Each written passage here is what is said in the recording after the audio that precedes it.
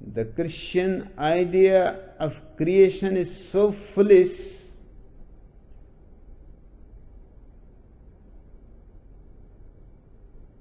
that one feels not angry but hilarious. God created the world 4,004 years before Jesus Christ was born. That means the world has existed only 6,000 years. It is such utter stupidity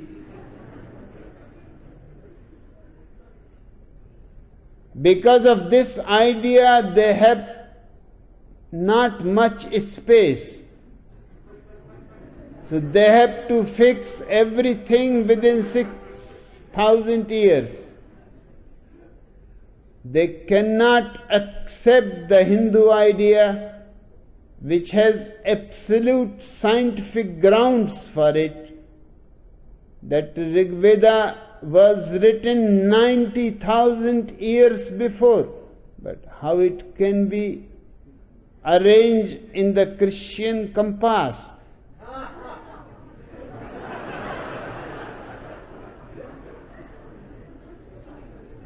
Everything has to happen within these 6,000 years. At the most, Christian scholars have agreed Rig Veda can be 5,000 years old. But they are not aware that Rig Veda has intrinsic proofs that it is 90,000 years old. It describes a certain constellation of stars which happened 90,000 years before. Astronomers of all the world are absolutely agreed that that kind of constellation has not happened since. And if it is described in Rig Veda, that means the people must have seen it. There is no other way.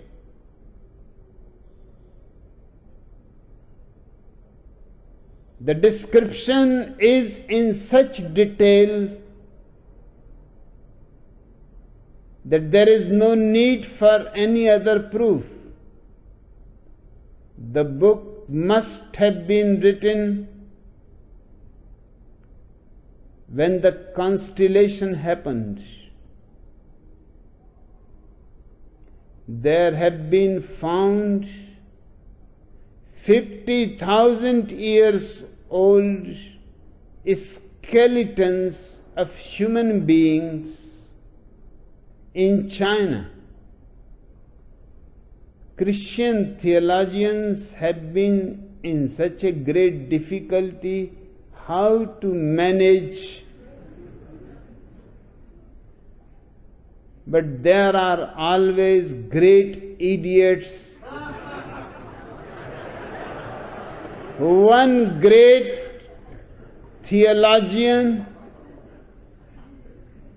has proposed a theory that God created the world exactly as it is described in the Bible 4,004 years before Jesus was born.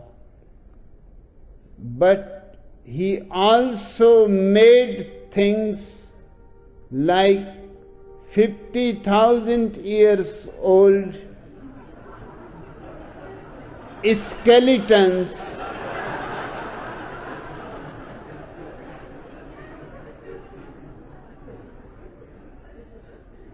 simply to test your faith. Now these are the great idiots of the world.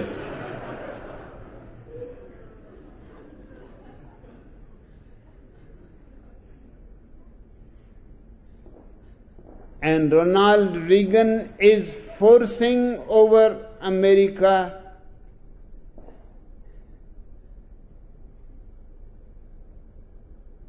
the idea of God creating the world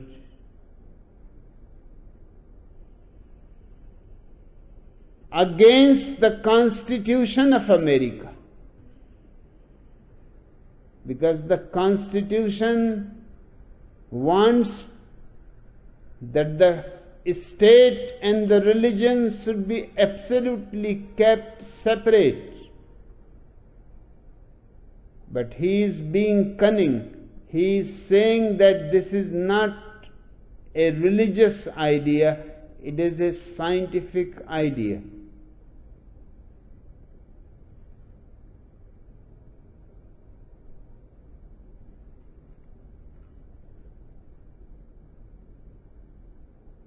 The idea of evolution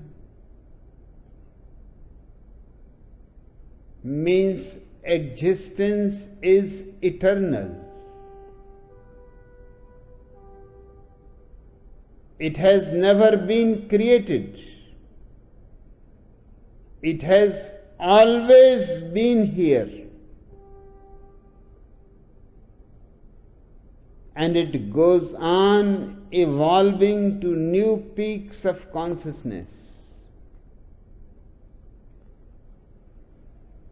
Now, it was very difficult for Jesus to say such things, but few things he managed. He said that God is love. Now, that is absolutely against the Jewish tradition. God is not even your uncle, and you are saying God is love.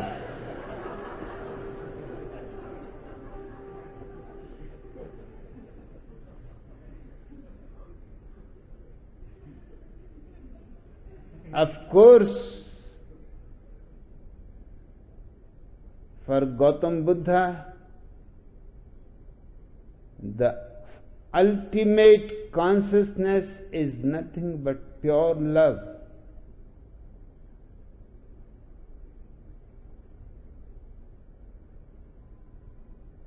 He has taken those ideas and tried to give them a Jewish flavor,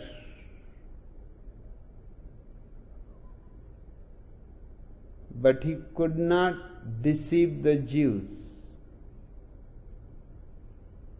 They immediately suspected he is bringing foreign and strange ideas which will corrupt the tradition, their religion, particularly their younger generation. Jesus is crucified because he was the first man, according to me, who has been trying to introduce few Eastern experiences into the West. The climate was not ready. The climate is not ready even today. I have been to the West and I have seen the difference of the climate. I have seen a different vibe.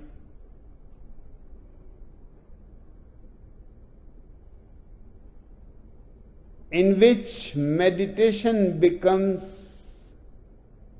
fighting against the current.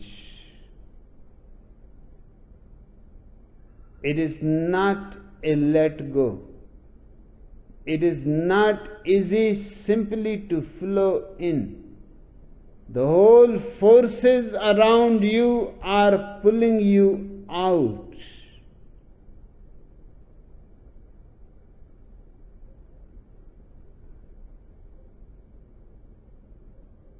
This is a little difficult idea to comprehend, that we are surrounded by different kinds of waves.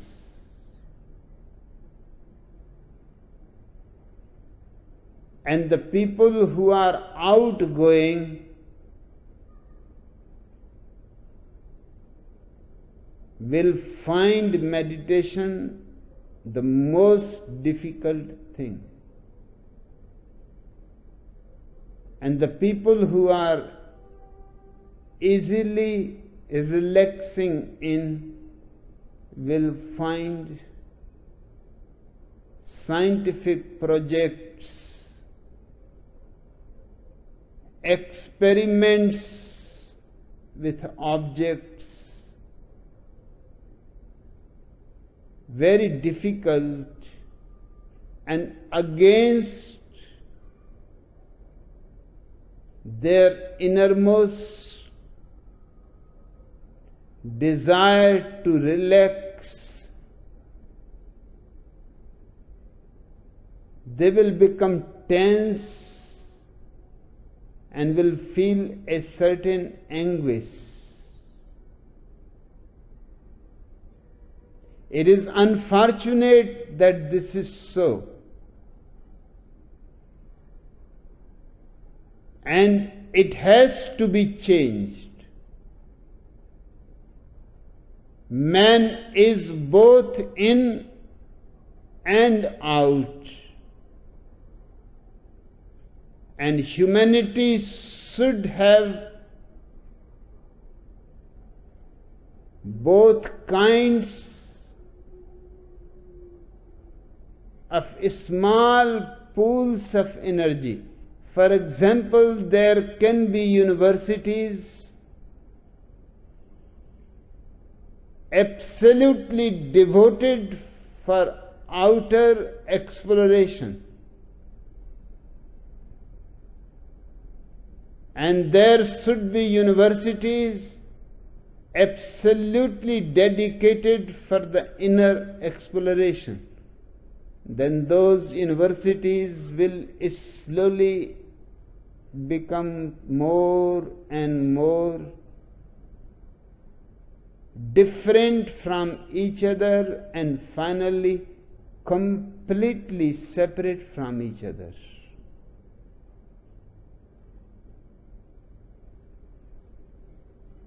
In India, there have been universities long before Oxford or Cambridge existed. There was one university, Nalanda. Every professor in Nalanda, and Nalanda has almost 1,000 professors,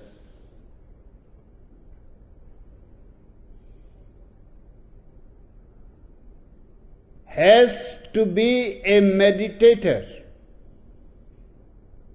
And unless he has meditated for years, there was no possibility for him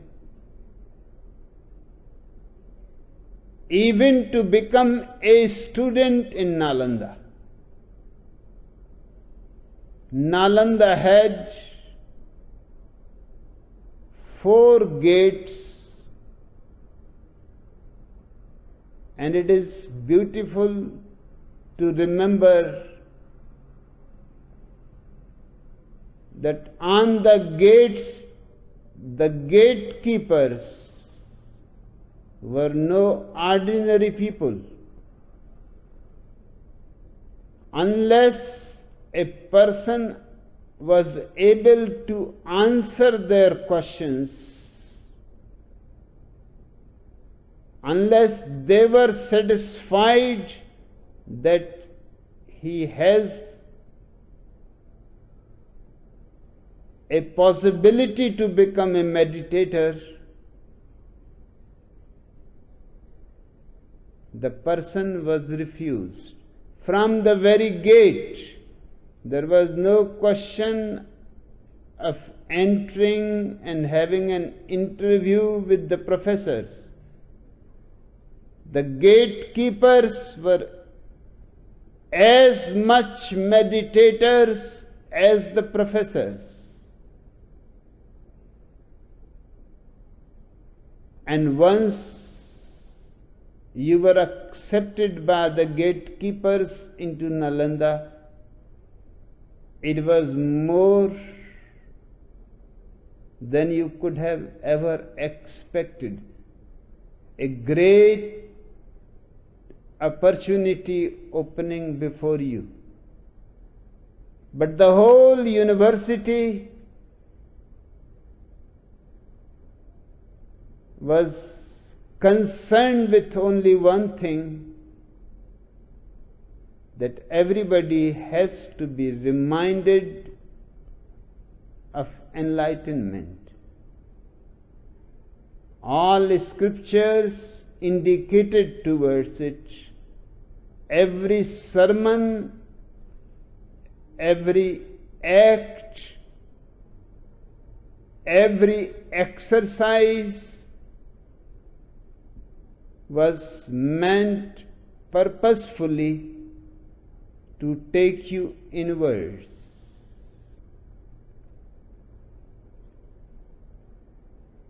There were few other universities, Takshashila, but they were all concerned with the interiority of man.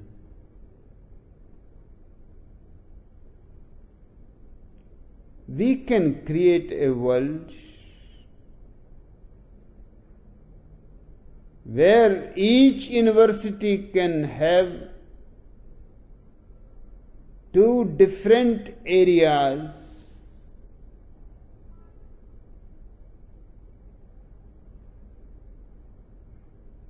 there is no need for any conflict. Both the areas can become complementary.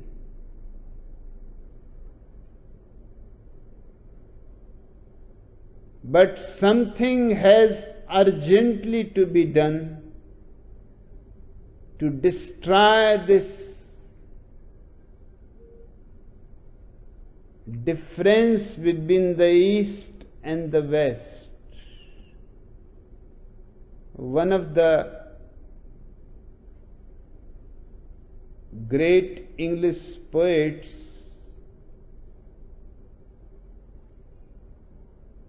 Tennyson, who was accepted by the British Empire as the royal poet, the poet laureate. He lived mostly in India,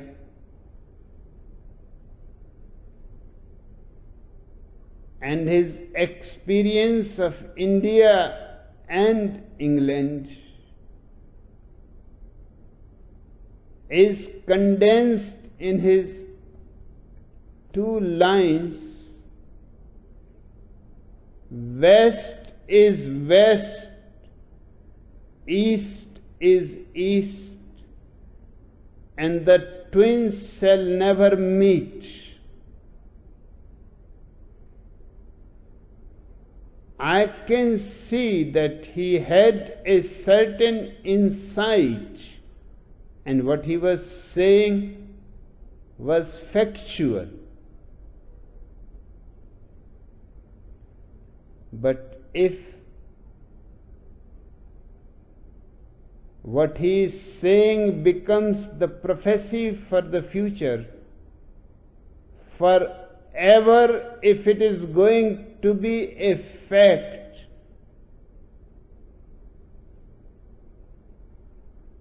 then there is no hope for humanity to survive. Then humanity is going to remain schizophrenic.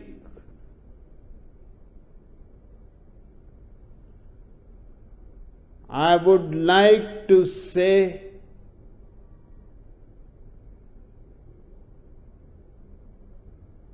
that at least in this temple,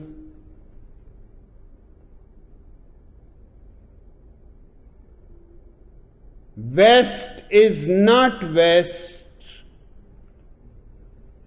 East is not East, and the twin are already meeting. I don't see that there is any existential reason for their not meeting.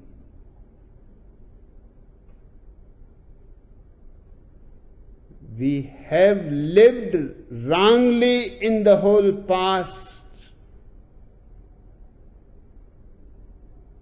and this is the ultimate consequence of it. Our whole reasoning about man has to be completely transformed. If man has an inside,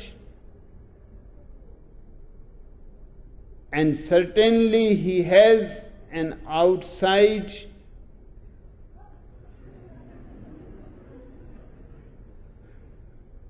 then any worldview,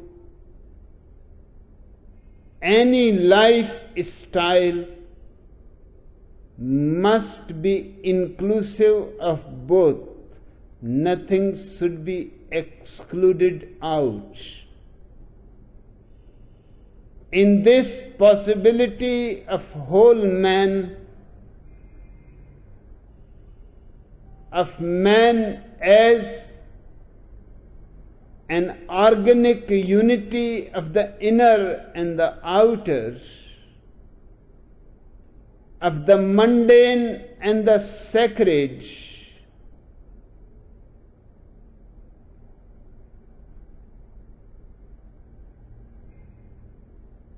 is the whole hope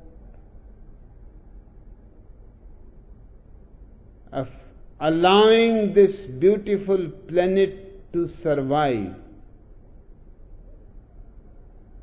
Otherwise, we are already on the brink of committing a global suicide. You are right that you find it difficult in the West to go inwards, and here it happens easily. There is certainly this alchemy.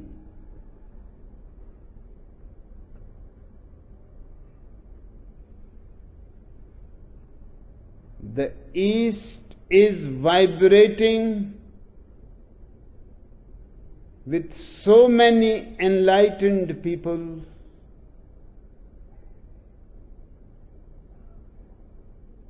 that when you meditate here, everything around you invisibly helps you.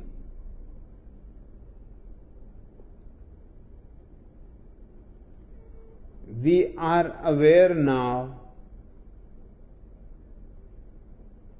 radio waves are passing already all over you, although you cannot hear them.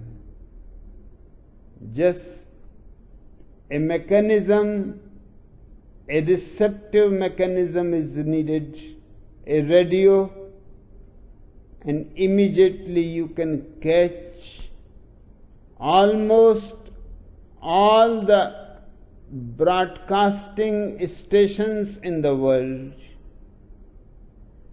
Do you think when the radio is attuned to a certain station, then the waves start coming here? The waves are already passing by, just there is no receptive center for them, so you remain unaware. It happened in the last World War.